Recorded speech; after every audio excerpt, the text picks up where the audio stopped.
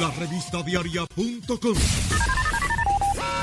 La información y la opinión en toda su diversidad, alcance y contexto, servida con actualidad y apego a los hechos. La revista diaria.com. El digital que marca la diferencia.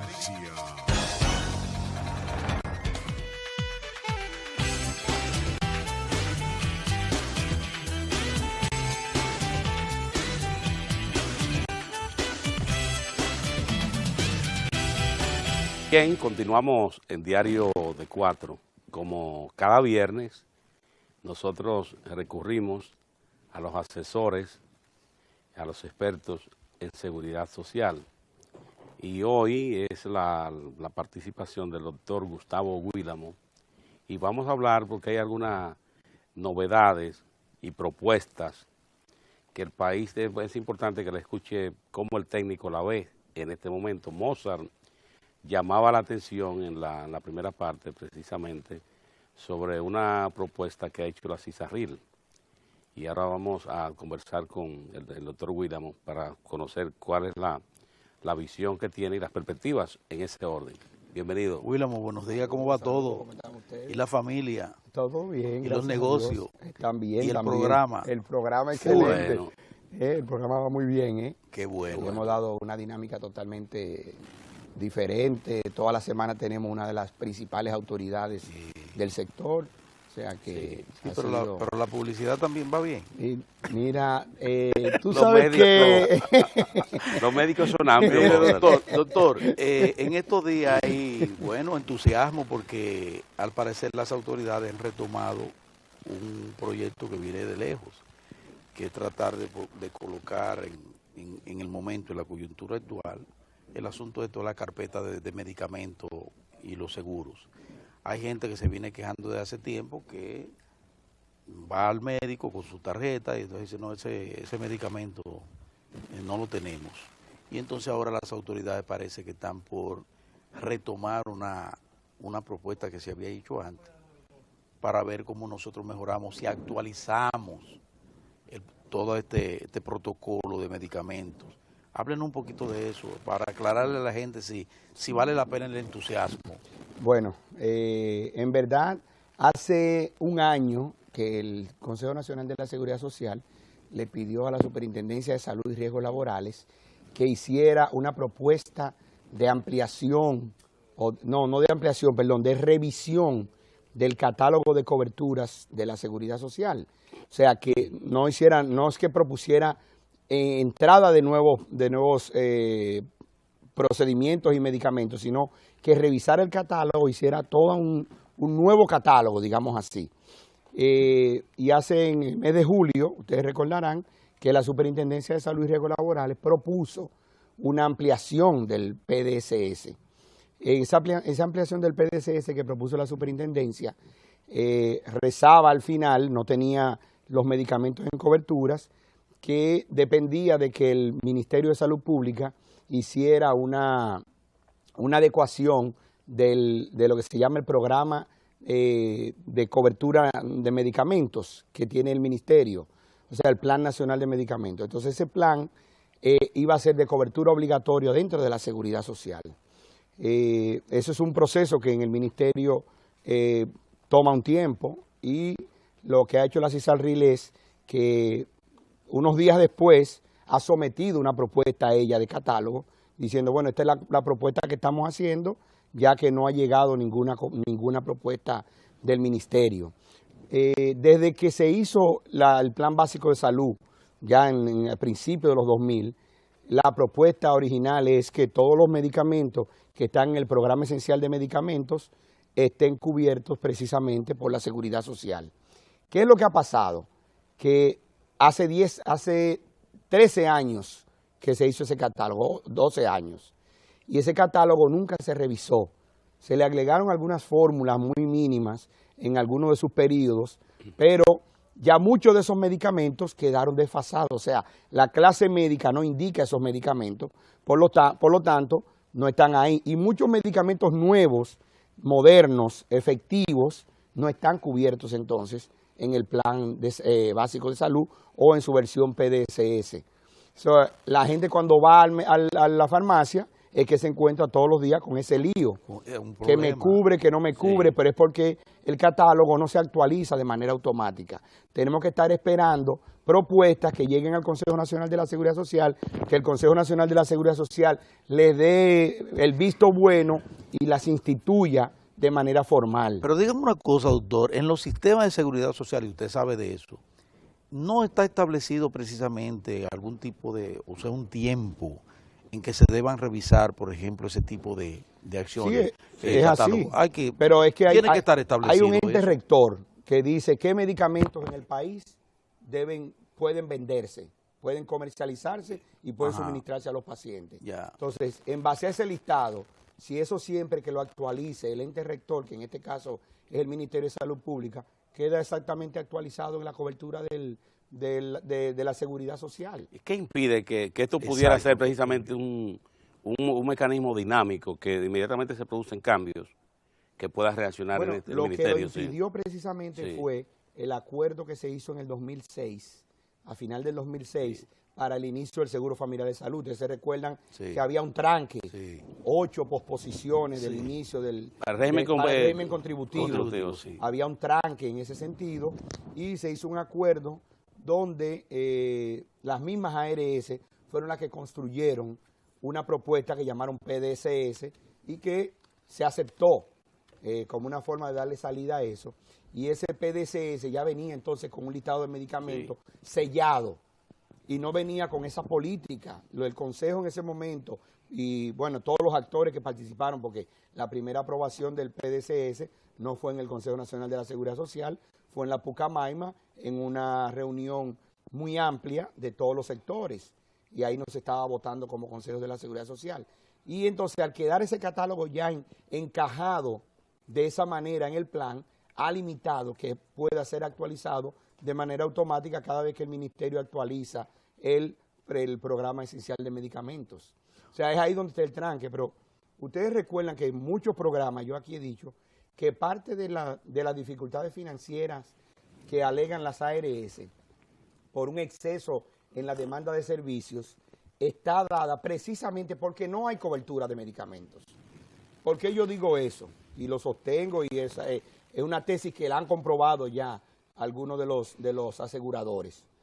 Es que cuando usted tiene pacientes que no están tomando su medicamento de manera regular, se descontrolan y terminan usando servicios de emergencia, servicios de hospitalización, terminan en cirugía, terminan en procedimientos mayores. Todo. Y lo pongo. Y hasta la vida se puede perder. Y la vida, independientemente de eso, o sea, la vida es ya el último resultado fatal. Pero usted es un hipertenso que nada más tiene 3,000 pesos de medicamento, porque esto es otra cosa. ¿Ustedes saben cuánto ha aumentado el per cápita a las ARS? Empezamos con 420 en el 2007, estamos en 837. 100% ha aumentado y sin embargo no se ha aumentado los 3,000 pesos de la cobertura de medicamentos.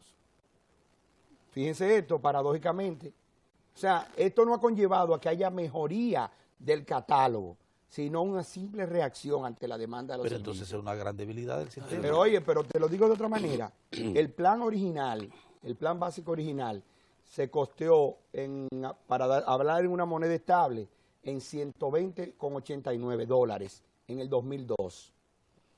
Las ARS en ese momento decían que si se le garantizaba que se mantuviera en dólar, o sea, que se estimara en dólares, ellas entraban con el plan que era amplísimo, no tenía las limitaciones que tiene ahora. Y hoy en día el plan cuesta 800 y tantos, son 200 y pico de dólares, $223, y sin embargo hoy el plan no puede ser mejorado y es menor que el plan que se aprobó originalmente. O sea, que no era un problema de dolarización, ha sido un problema también de modelo de atención. O sea que esas son de las cosas que nosotros tenemos que tomar en cuenta para mejorar el sistema. William, tú vienes dándole seguimiento, monitoreando lo que ha sido el proceso de fortalecimiento y las debilidades que tiene el sistema. En ese sentido hay dos aspectos que a la gente le preocupa mucho. Se tomó una medida provisional con el asunto de los accidentes de tránsito, incorporarlo, ¿verdad? Sí.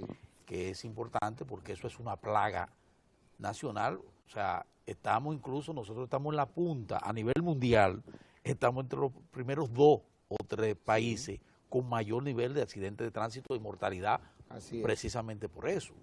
Y entonces, bueno, accidentados tenemos a borbotones y así mismo tenemos gente que va con el seguro y encuentra situaciones. Ese caso particular y el otro es al mismo tiempo el otro gran aspecto, que es la atención primaria. ¿Cómo ves tú que anda eso? Ya pasamos el año de gobierno del presidente Danilo Medina, nos encaminamos al segundo año de mandato. ¿Cómo ves tú esos dos aspectos que le inquietan mucho a la población? Mira, es que con la cuestión de los accidentes de tránsito ha habido un problema de base, y es que la ley de seguridad social manda a que todos los dominicanos, primero, tengan una cobertura cuando son víctimas de un accidente de tránsito.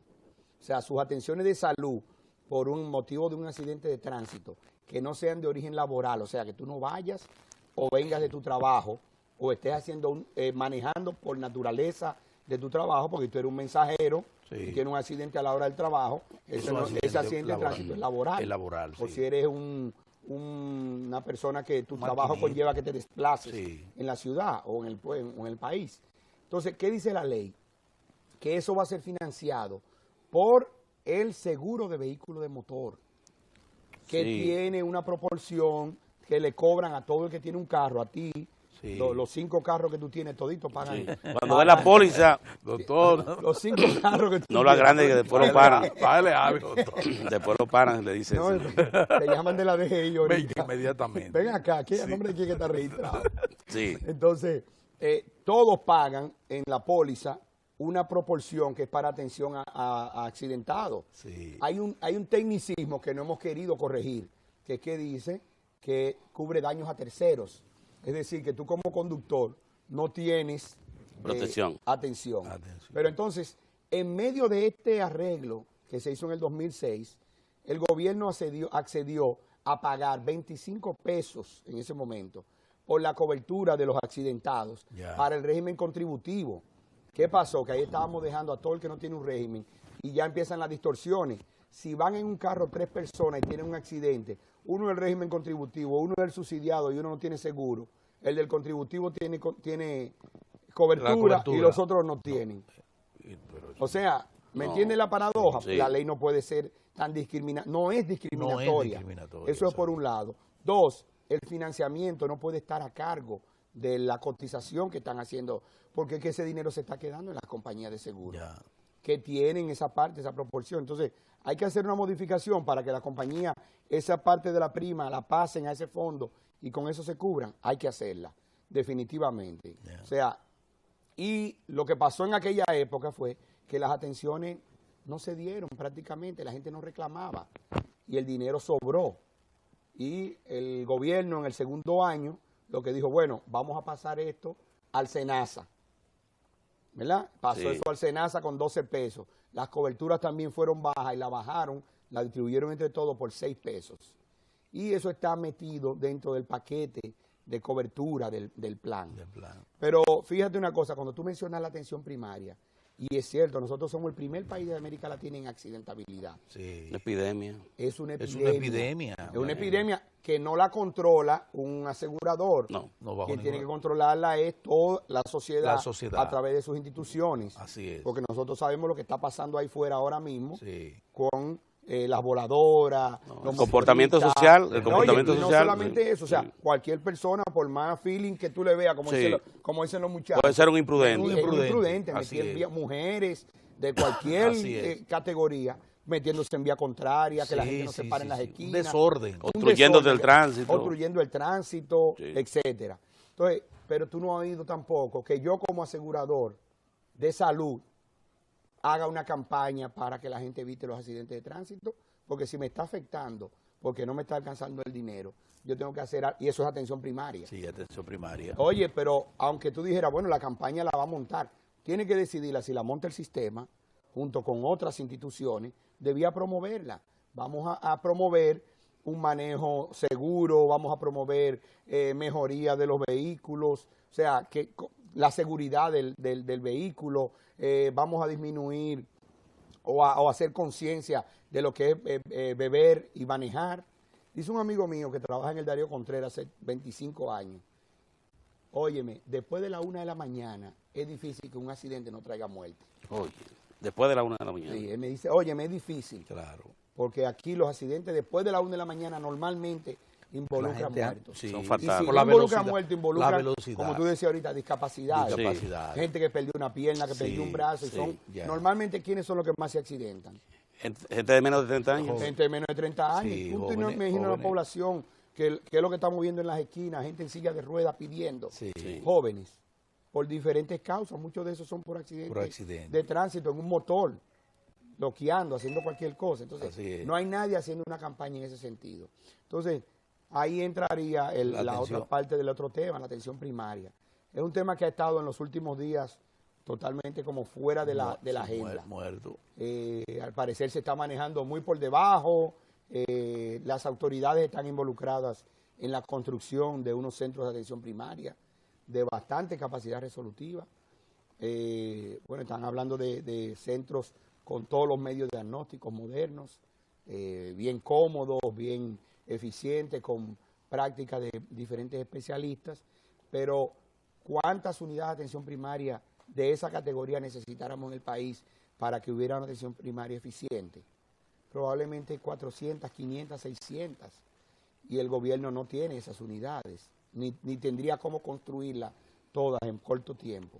Entonces la idea es que hubiera entrado una alianza público-privada y el privado también empezara a motorizar la apertura. Sí, porque hay muchos Que centros se pudieran utilizar todas las instalaciones. Claro que centros que sí. se dicen clínicas. Sí, que todas las son instalaciones. Que prácticamente pueden subcentros, modificarse modificarse para centros de atención primaria. mediante un acuerdo con Sí. el Estado, ¿verdad? Claro, claro. Sí. Pero entonces tenemos como un círculo vicioso. Y las policlínicas esas del Seguro Social. También entonces, todas esas policlínicas pueden convertirse perfectamente en centros de atención primaria. Seguro se tiene una infraestructura nacional. Así sí, es. claro. Tú le quitas a sitios que tienen 8 camas, 10 camas, Sí. le quitas esas camas y le metes medio diagnóstico, le metes los médicos, las enfermeras y lo puedes convertir perfectamente en un centro con capacidad resolutiva.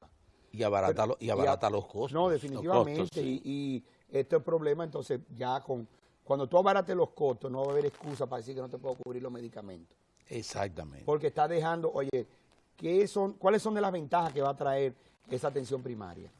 Que inmediatamente tú tengas el acceso a través de un centro a un médico en horarios largos, vas a disminuir la visita a la emergencia.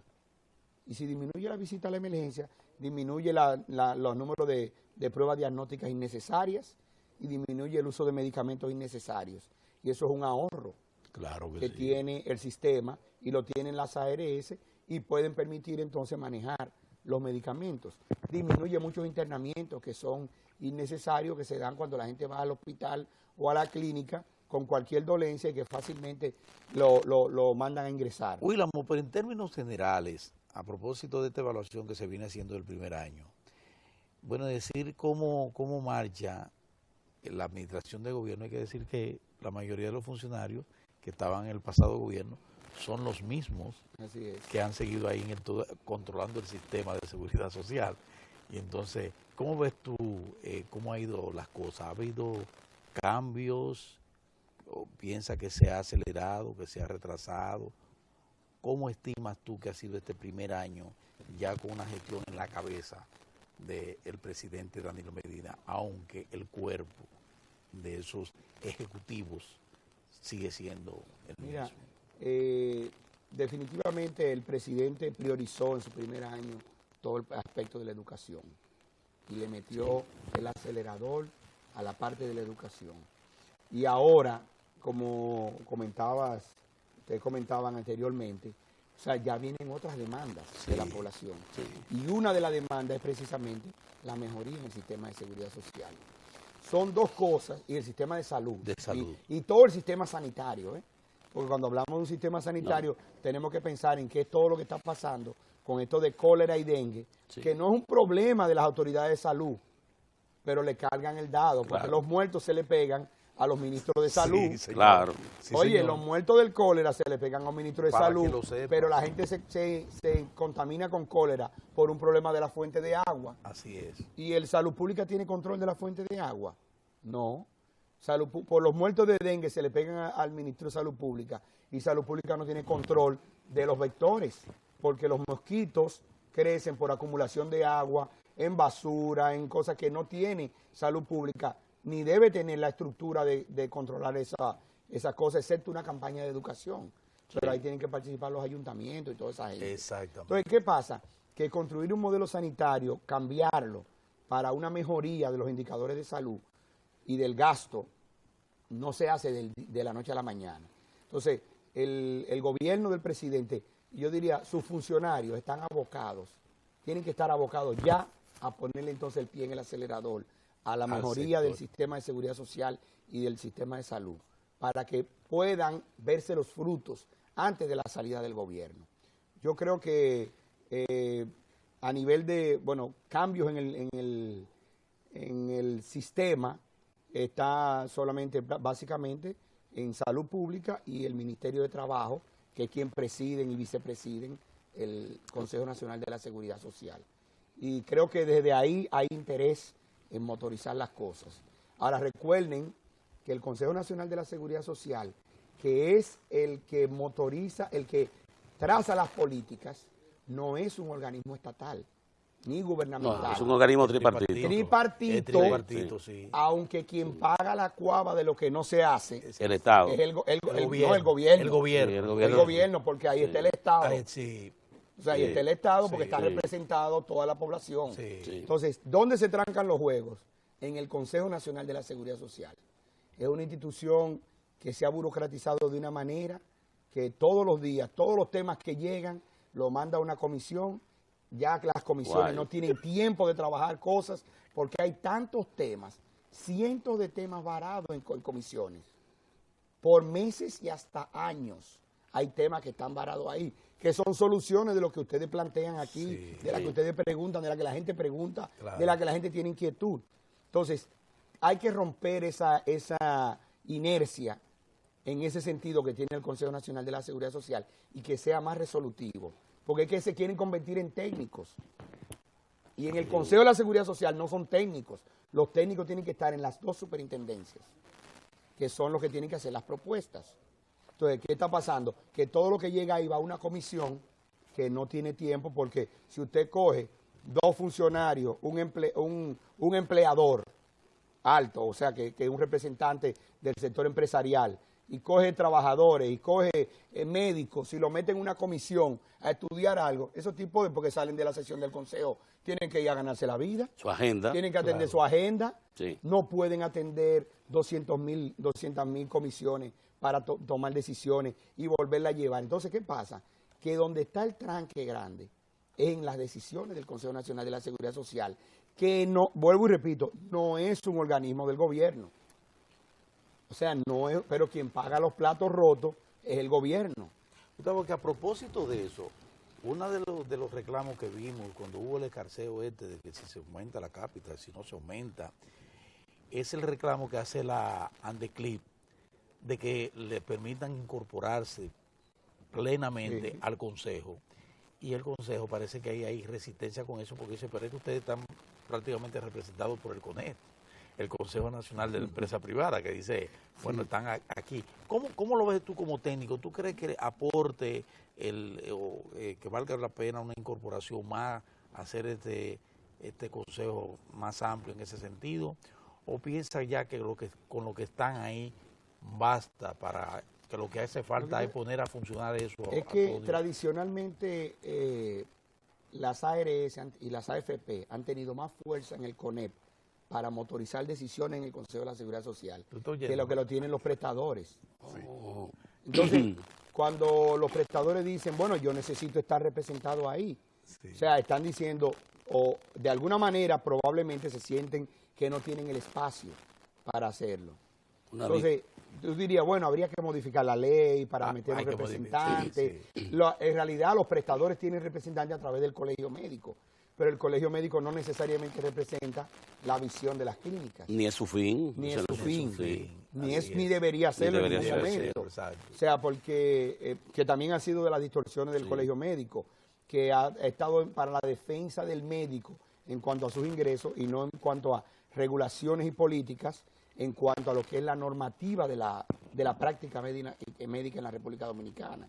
Entonces, ese tranque ahí siempre se va a dar, pero la clase de dueños de clínicas son, ¿cómo te diría? Como grupo son muy malos, no tienen estructura que les permita motorizar cambios, solamente salen a reaccionar en el momento en que hay una situación como esa, porque es cierto, las clínicas tienen hoy en día un aumento de sus costos. ¿Cuánto tú crees que va a llegar la luz en una clínica en este mes? Sí, No, óyeme, y tú dirías, no, la tarifa no se ha modificado. No, los El apagones. precio. Y para mantener la planta. Los apagones y tú tener la planta prendida, porque una clínica tú no puedes tener sin luz un minuto. Así es. Tú no puedes tener una sala de cirugía y que la planta no prendió. Tiene que prender. Si tú estás procesando 500 pruebas de laboratorio en 10 máquinas que tú tienes ahí, la luz no se puede ir porque la pérdida es muy grande. Aparte de que no la pérdida solamente de él, porque se perdieron los insumos. Cuando tú no tengas tus resultados o tus resultados salgan mal, ¿qué va a pasar?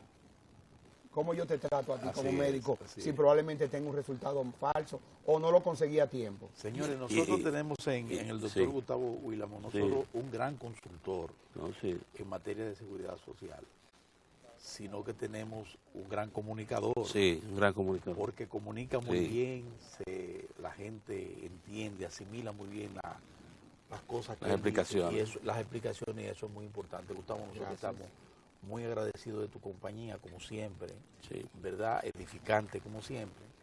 Y vamos a seguir con el monitoreo que tú le sigues por allá. Y entonces nosotros de este lado. Y entonces lo podemos socializar, porque tú sabes cómo son estas cosas, que se dicen medias verdades, ese tipo de cosas. Entonces tener a una gente como tú es importante.